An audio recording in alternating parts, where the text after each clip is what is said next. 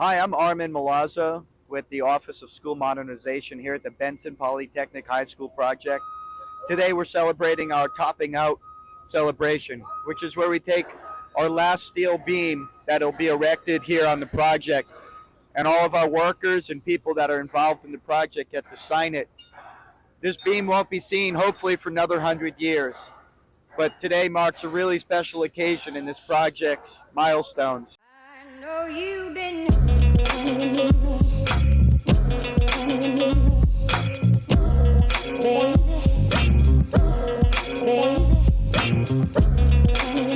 you don't baby,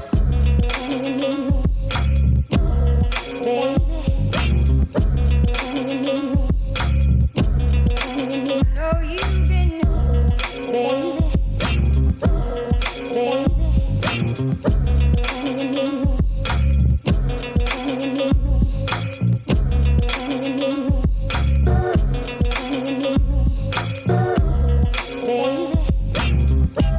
I